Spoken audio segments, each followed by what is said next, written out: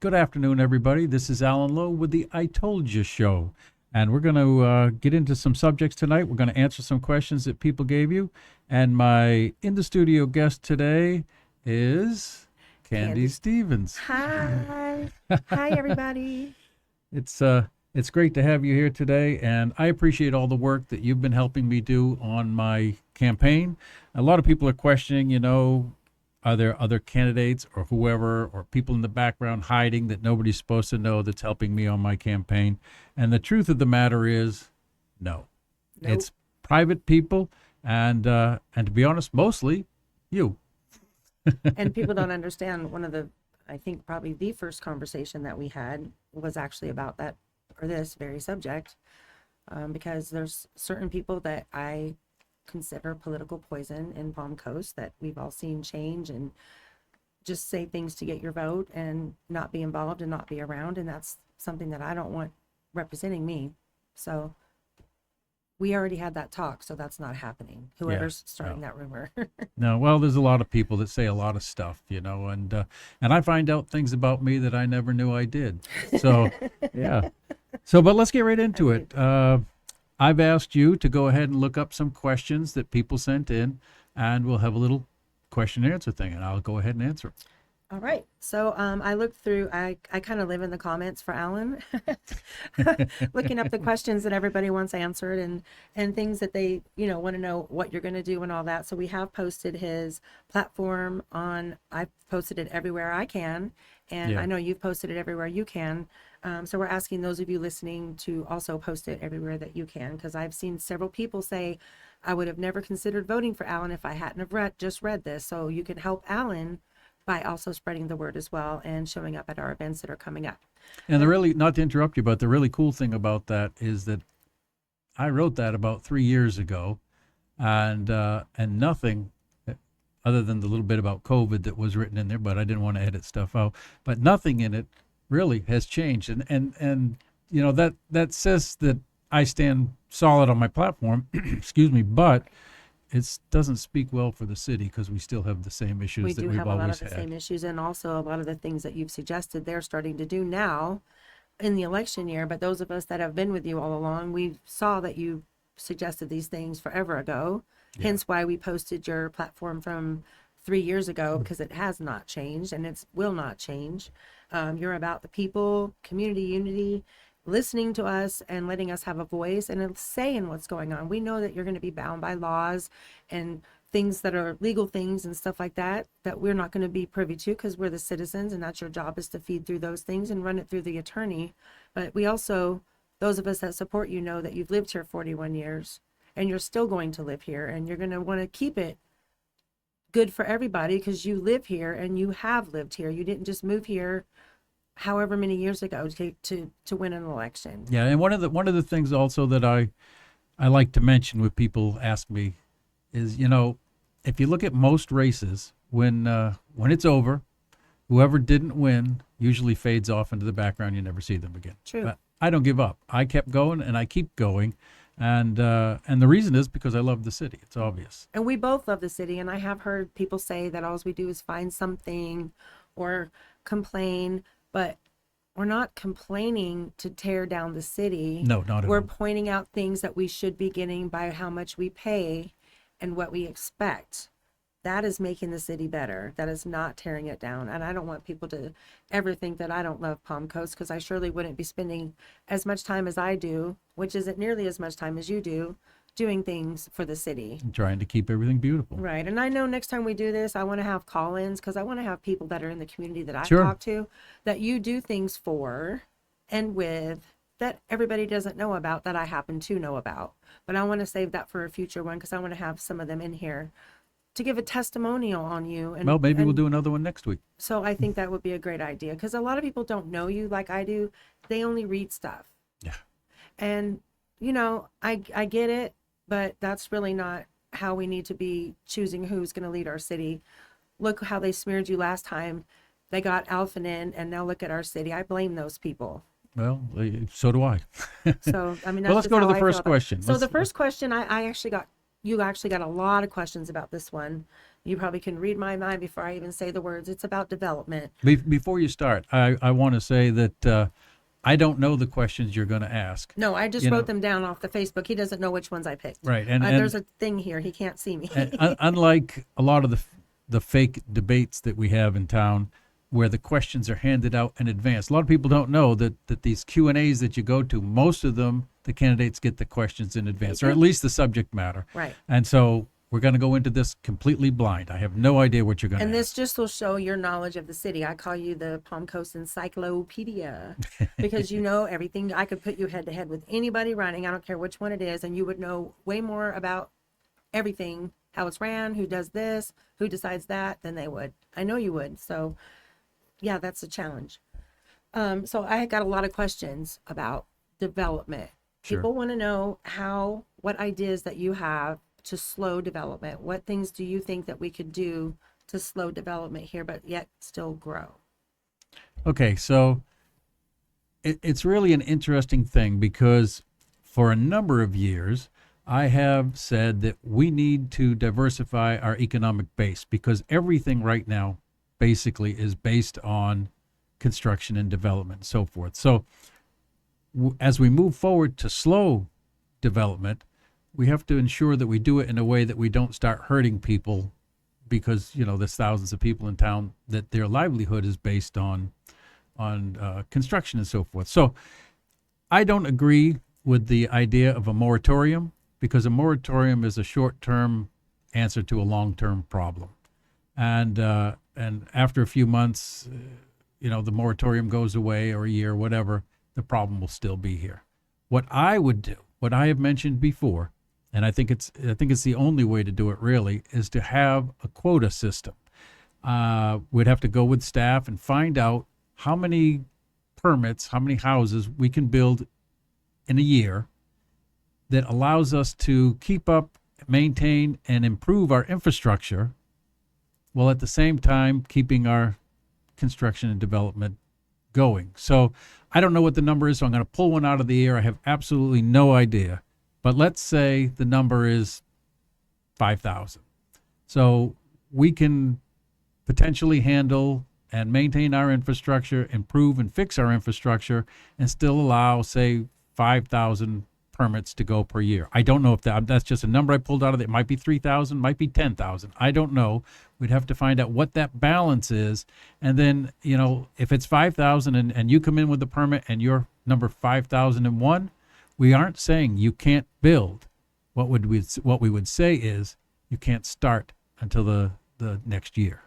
So we don't end it, we slow it down, but we do it in a balanced ratio that works with being able to maintain and fix our infrastructure. That makes sense. That totally makes sense. Now, I also got a lot of questions that regarding you kind of started into it a little bit regarding the development. We all know that we're having problems with the stormwater drainage, and I know they're really working on that. I've been going to those meetings, so I'm going to do a podcast to update everybody on that stuff. But people are talking about why are they allowed to burn? The developers, why are they allowed to burn off the stuff instead of hauling it off somewhere? I guess the burning is bothering a lot of people. I'm having a problem with that actually at my house too. I wasn't going to ask that as a question, but as I read through, I saw it a couple times. So it's money, right? Well, of course. Everything is money based, unfortunately. But what happens is first off, what I don't like, I moved here 41 years ago. They didn't have this big development type stuff going on 41 years ago. It was mostly all single-family home development, single-family home construction, I should say. There weren't developments. We were building the lots from IT&T. So the swale system and the tree burning and all of that wasn't an issue at the time. But now they're clear cutting. In fact, back then you had to leave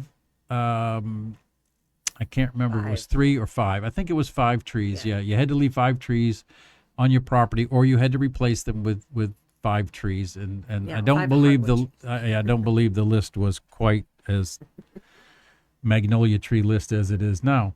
But at any rate, now they're clear cutting everything right down to the dirt, and they have these massive piles of cut trees. Now, keep in mind, west of Route 1, most of those trees were planted by a lumber company known as Rayonier. And if you drive along, you'll notice, if you get it just the right angle, that you see rows and rows and rows of trees in perfect lines. And that's because they're planted, they're not natural. At some stage, they were planned to be cut down, but they were planned to be replanted to continue the crop of trees. Now that a development is going there, they cut it down and they leave nothing. They plant houses. But with such a massive amount, because they're doing it so quickly, they really have no way to get rid of the trees. They can bring them to some places that make mulch out of them and stuff, but nobody could handle the amount of trees they're doing. It's true. That's sad, but that's true. There's a lot of trees. Yeah, so they hook up with forestry and with our local fire departments, and they dig these burn pits, and they start burning these massive amounts of trees. Unfortunately, that has its own issues that go with it. I think they should probably have burn days, not just continuous burning until everything is gone. If they did burn days, let's say, I don't know, 3 days a week, something. You'd have to sit down and find out what a good schedule would be. But then you can let the air clear up for a while, and then start it again. But unfortunately, it is money, and there's not a whole lot that we can do about it. Unfortunately, no, unfortunately, there isn't. I'm starting to liken it to Avatar, the very first one, when they were in the forest and all the trees were getting chopped up. I never thought I'd be living in it, but I've seen Palm Coast change a lot since I've been here myself. Yes. So people also ask this question a lot, and I'm kind of involved in that. Flooded in Flagler County, the yards being flooded from the homes built higher, next to, behind, and in neighborhoods, and they're not taking into account the runoff water, and the swales being maintenance, and all that stuff is all, to me, like a snake. It's all snarled up like a snake. Intertwined, yeah. Yep, because once the houses are draining properly, the swales are really going to show how bad they are. So people want to know infrastructure funds. We seem to be short of that sometimes, and they want to know if there are any new sources that we could look into, or is there existing ones that aren't being used. So they just want to know if you think we could find more money for infrastructure. Well, let's take a step back for a second. When I first moved here, my dad was a single-family home builder, and so I helped him build houses.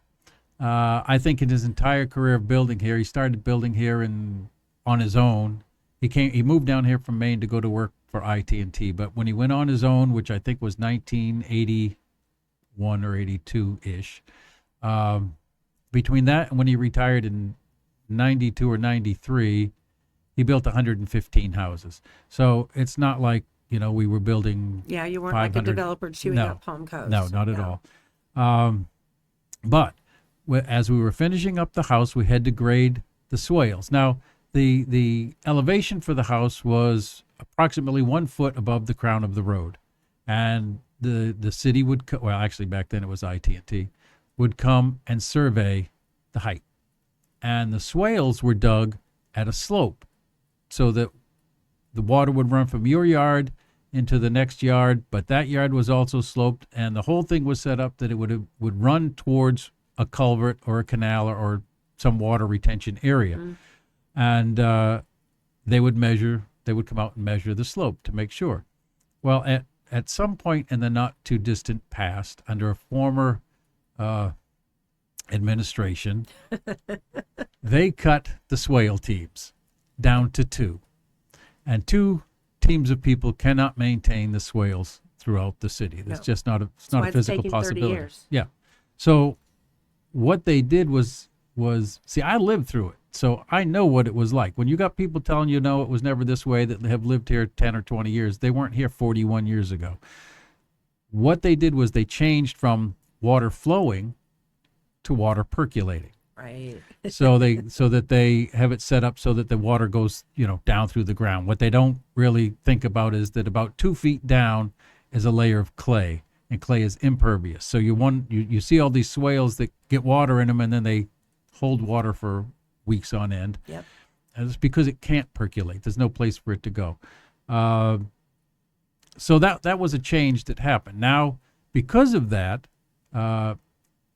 or in addition to that, I should say, we have these higher infill lot builds, and I have absolutely no idea why a builder would want to bring in more dirt than they need to build a house higher than it needs to be. None of it makes any sense. And what really doesn't make any sense is there's a rule that you can't shed the water from your property into the yard of another person. Through the swale system is different, but just run off water from your yard, you cannot run off water into your neighbor's yard. That's true. Yet by raising the height of these new infill lot builds, they automatically shed water onto the neighbor's yard, which is against state law and against local code. And their own rules. Yeah. So I don't know why the city didn't step up and say, hey, you can't do that. But they didn't. In fact, there has not been a limit previously on the height that you could build a house. So theoretically, you could build a house 5 foot higher than your neighbor if you wanted to. There wasn't a cap. Was not. There was a lower. It couldn't go below the foot, but there wasn't an upper. And I don't understand why a builder would want to spend, tens of thousands of more dollars bringing in dump truck load after dump truck load. We've all seen it. We've all had it happen on our street. We've seen the mounds of dirt that are just so enormous. Yeah. It's scary living when somebody's having that going on next door. You're like, what? It makes no sense. So we get the water flow now that goes into swales that are supposed to percolate that don't. And I don't blame the swale management teams or anything like that. They're just so short-handed they can't do it. But then we have the issue of, the roads falling apart. And I mean, obviously not frost heaves and roads like you could find up north. So when people come down here and they say, oh, well, the traffic here's nothing. The roads are so wonderful. The roads are in bad shape. Because they weren't here when they were right. When they were right. And now that they're starting to crack and fall apart, they'll deteriorate very quick. It's a logarithmic. It's from all the big dump trucks and all the log trucks. Yes, it is. And then just all the extra cars on the road. I mean, it's just, these things have to be fixed. So we all know that. We know that money has to be spent on these things. Yes. But we just see some projects, I guess, going on in town that we think, our infrastructure isn't in the A range right now. So why are we trying to build more amenities? We already have so many here. Yeah. And one of the issues that they didn't take into account in the past is setting aside, and I don't know what you would call it on the municipal level, but setting aside escrow accounts for future repairs, expansion, and maintenance of the roads, of the swales, of the various things. They just never put money aside. And now they've kicked the can down the road so many times, they've kicked it into a cul-de-sac. Yeah. There's no road left to kick the can. You've been telling them for years, I've seen you at city council, telling them all these things were going to come to a head eventually. All these things were heading on down the road, and nobody wanted to listen. They wanted to just spend on the splash pad and spend on the pickleball courts and on so many other things that everybody wants those things, but we just really don't need those things right now. Unfortunately, they have to tighten their belt like we tighten our belt, but they have to reprioritize. In fact, they just need to prioritize to start with. They're talking about it now, 50 years down the road, but they should have been thinking about this a long time ago. So where do we get the funding? Well, in recent past, we've tugged the sleeve of our Representative Paul Renner, who's the Speaker of the House in Tallahassee. He, is familiar with our area. Our governor is very familiar. They both lived here for, some Is amount Renner of time. turned out this year? Renner is turned out, and so is DeSantis when he's up again. So our problem's going to be, we don't know who's going to get in. Personally, I would like to see Darrell Boyer get in because he's local and we can tug on his sleeve like we tugged on Renner's sleeve. Most definitely. Because we need the appropriations from Tallahassee. We don't have the money. They're never gonna get enough money from the citizens. No. There's never gonna be enough small taxation on here, small taxation on there. Yeah, it's not gonna happen. No, it's not gonna happen. And that's why people are getting a little upset. I guess I guess my whole thing with the flooded in Flagler, I fixed my yard. So I could have let that whole thing go, but you helped me with that so much from the very beginning and get it organized. And I realized how many elderly people in our city were having this problem and they didn't have the money to fix their yard. So I think I've put a couple solutions up to the board with Lynn Stevens to see what their going to do about it, but they've been talking about the solution that I put forth. So we'll see what happens with that, and I'll let you tell everybody what it is once. Well, one of the wonderful things that that your group was able to accomplish, and what everybody really needs to understand in Palm Coast, is that the city council won't listen to one or two people that come up. It's they hear people come up and complain all the time, and not offer solutions. But when Flooded and Flagler got together and brought dozens of people with the same issue and brought evidence and brought pictures, and they were forced to listen.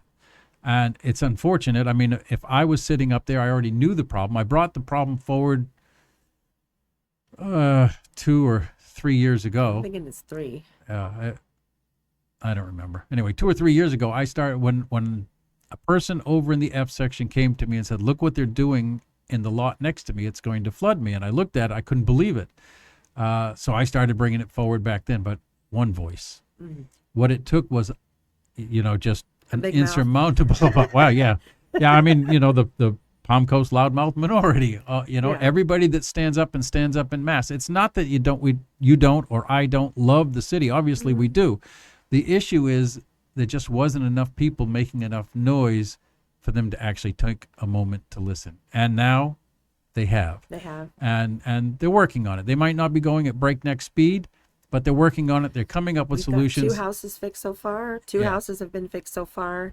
We're trying to get them to do, I'll just go ahead and tell everybody, a fund all the builders should contribute into, like an earnest fund, like a money that you would put down on the house, like you're going to really buy it, something of that nature. So when something like this arises after they've built and they've moved on, there's that fund for the city to grab into and pay somebody to go and fix whatever needs to be fixed. The city's not paying for it. The builders are making millions. They're not going to miss a few grand here and there if they just toss into the pot, and then everybody's taken care of. So that's kind of what I offered them. I think is a good solution. I think that's a great idea. And the other idea is just stop building them higher. Right. Just stop. Right. Simple. Then you end the problem. Right. Anyway, what's the next question? Also, believe it or not, a lot of people asked, how can they get you in city council or in office as mayor? The quick and easy answer is vote for me. Right. Vote. I have been, like right now, we have this podcast studio. People are asking me, well, why aren't you on the radio? Why aren't you putting out massive amounts of signs? When I ran against Mayor Holland, there was another candidate, I won't mention his name, that ran, and he spent $5,000 on signs. And he had signs everywhere. It was every inch you looked, you saw signs. It was amazing. Yeah, they were everywhere. And he came in last. So money not well spent. My thing has always been to get the voice of the people into City Hall. And so I'm not using campaign money. This is money out of my own pocket, but I built this podcast studio so people can come do a podcast and get their voice out with not having to worry about a 3-minute limit. So we have that. I do have some signs out. I don't have massive amounts of signs out, and we're putting more signs out as we go. But this isn't a race about signs. This is a race about the voice of the people and representing the people in City Hall. Right. Well, this is something real, because I'm sitting here and I can knock on it and it's real. And this is something that'll be good for the future of Palm Coast, because not only can people come and talk about local politics, local development issues, their own business, people can exchange ideas here too, and we can all know the same things. And that's what it's all about, is all of us having the same pot of knowledge to fall back on when we do go to vote. Educated voters. We want educated voters. I don't want somebody just going to vote not for you and for whoever because they heard this and that and the other about you when they haven't even sat down and listened to you talk once. Yeah. Or listen to one podcast. I just really think a lot of people need to set all that stuff aside, because none of us can throw stones in a glass house. None of us have ever made all of our decisions that won't be questionable to somebody else later or to ourselves in the future. Yeah. And it was a long time ago. None of us are who we were 30 years ago. I know darn sure I'm not. And, everybody's made mistakes, but I know as you grow older, all of us grow into better people, and maybe wouldn't maybe do the same thing again. Maybe you would. That's not the issue. The issue is, how are you going to run the city? How long have you been here? What are your ideas? Yeah. Who are you as a person right now? Because I am not the same person I was 30 years ago either. No, I'm not either. I'm older. Yeah. And I begged you to run for mayor, and I'm really glad that you did. And I just want people to know that they can start early voting for you August 5th. That goes on and looks like till the 18th. And then of course we'll have the runoff vote, and then we'll see what happens. See what happens from there. We'll see what happens from there. But we just need support. This is really grassroots. We're really fiscal with money. Be the same way when Alan's mayor. And this is just one example of one of the things that he can do for us as citizens. And I think it's great. Yeah. And I appreciate you inviting me here today. Well, no problem. I'll give you an idea, though. The van that I drive, which everybody makes fun of, has 347,026 miles on it. So, I pinch a penny as far as it can go. Right. You might as well. I mean, I just know when I was a police officer, we had police patrol cars that went through like our budget, and you always knew who the newer officers were because they had the cars that were like 8 and 9 years old. They pinched a penny back at KPD too. They don't do that anymore. They flip the cars like in 2 years now. But anyway, that was just a car story. let's do one more question, and I think we're going to be running out of time. All right. So people are talking about traffic. Of course, there's lots of traffic in Palm Coast because we have a lot more citizens here, which is great. But they want to know why some of the intersections, a dedicated intersection, doesn't have a right turn or dedicated right turn lane at some of the busier intersections to alleviate traffic. Well, again, it goes back to money. When I first moved here, my dad, I hate to put this out there, but my dad was on code enforcement. He was in the board, not one of the officers that went out. He was a volunteer on code enforcement. He got in trouble a lot of times because he fought against some of the foolishness, but which I guess I inherited part of that. Still going on. Yeah. But at any rate, the issue is that we just don't have the money. It was $1 million a mile to resurface a road when he was back then, and it's way beyond $1 million a mile now. So to put in, we don't have the money. We don't have the money to repair the roads, let alone expand the roads. But one of the things that there's two things actually in my mind that would alleviate a lot of traffic. The right-hand turn lane aside, is actually synchronizing the traffic lights. Right. In a recent interview, Mayor Alpin said that the lights were synchronized. Sometimes he says things that may not be accurate. If you can drive down Palm Coast Parkway in the middle of the afternoon and hit a green light on every light on the way through, you're doing something right in your lucky. life. Yeah. I can't remember ever having No, that happen. they're not synchronized. They're on what do they call them? Sensors. Somebody pulls up to the side street, the sensor goes and the light changes. You can't synchronize if you're having sensors change the lights whenever they change. True. But I would do true synchronization of the lights. And somebody pulls up, it can go red, but go red in synchrony. Yeah, in synchronicity. Synchronicity, that's the word. Yeah. This is a good question. And that would alleviate. And the other thing is, it's getting to be a little bit too late for it now, but maybe they can think about it when they start doing expansions. And that is, allow shops and stores to be spread around the city. If you think about it, Town Center, in its initial idea, was going to be the shopping hub. Yeah. But with that creates congestion. We're cresting 100,000 people in Palm Coast now. The future goal number is 250,000, so 1.5 times more than what we have here now, all going to the same place. Right. That's not going to work. That isn't going to work. So if they would allow shops and bakeries and what have you spread around town, then it would be like a spider web going out instead of a single Everybody point in coming the to center, inside. congestion coming in. It's not too late to change it. It'd be difficult at this stage, but with expansion going on and so forth, we could change it and spread the traffic around a little bit. So I would like to see that, and I would like to see the lights synchronized so that we actually can have traffic flow. That's good. That's true. And then this was the most asked question. Okay, this will be the last one because I'm sorry, and this one will be quick for you. Is there a way to change the city council meetings to where they do like all the presentations for the different businesses that are trying to get business, to get picked for whatever city council is looking for, and the presentations that the mayor gives to different departments or different people, move those things to the morning and do all the business of the people at night and evening meetings, do all that stuff at the 6 o'clock meetings. Is there a way that we can get somehow to change that if you become mayor? Do you know? Well, I'll tell you, I've stood at the podium about that in the past. And many people have complained that they work and so they can't go to the meetings.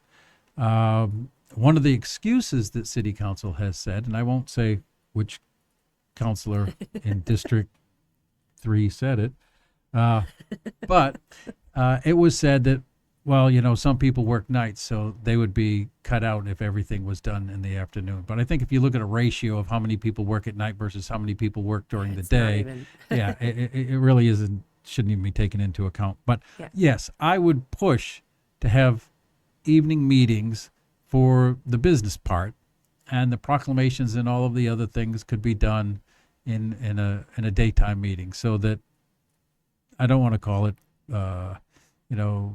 unimportant, but for the real meat of the business, the stuff that the people see and feel every day, right, have that moved to the night. Have that moved to the night so everybody can have a chance to come. Right. And I see no reason. I don't know why we're not doing it.